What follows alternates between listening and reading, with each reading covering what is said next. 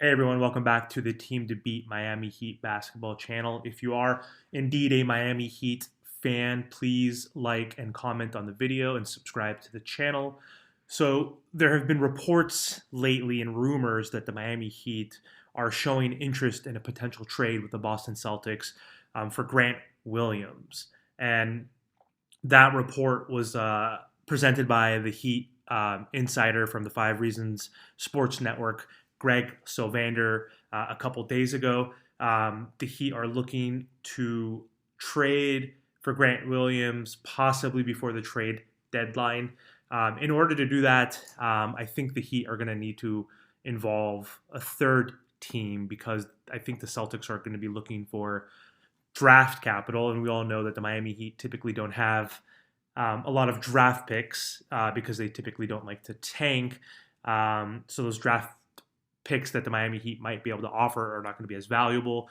So if we do potentially trade for Grant Williams, I do believe we might have to bring in a third team because I don't know which assets the Miami Heat are going to be willing to give up in order to attract a Grant Williams, excuse me.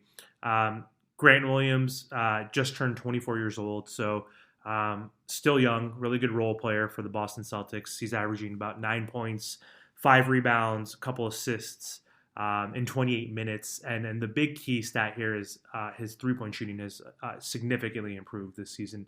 He's shooting about 46% from beyond the arc. And as a Heat fan, you know that we've been struggling at the position. We lost TJ Tucker this offseason to the Sixers, and we have not been able to fill in that gap yet. And so Grant Williams would be a perfect candidate and fit to fulfill that four role and to play next to Bam as a stretch four. So he's very defensive minded and capable on the defensive end, and also a really good shooter who's definitely improved in his 4 years in the NBA. So it's not surprising that that Boston is actually willing to trade Williams if the right offer comes on the table.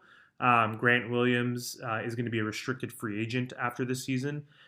So he could be on the trade block, or he could re-sign with the Celtics, but that extension is going to be significantly lower than his expectations. Williams is definitely a vital part of the Celtics rotation, but the team probably feels like they have less urgency to overpay him next year because they just re-upped Al Horford for 2 seasons. So I think it makes sense to trade him before he becomes a restricted free agent so that they can get some sort of rotational player or draft capital in exchange before he potentially walks away for nothing. So I think this trade does make sense for the Miami Heat. I just don't understand why Boston has a willingness to trade with one of their competitors in the Eastern Conference. And the Heat and the Celtics have had some sort of a mini rivalry over the past 3 years or so. So they've played each other in the Eastern Conference Finals 2 of the last 3 seasons. So I don't understand that mentality. If I was Boston, I wouldn't want to help the Miami Heat improve, as they've been struggling this year with a 11-12 record and not playing up to par.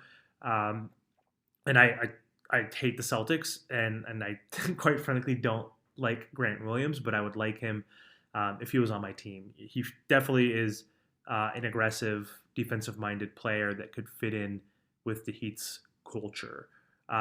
So, yeah, not sure how likely this trade outcome will happen. We'll see, but I'm definitely open-minded to it.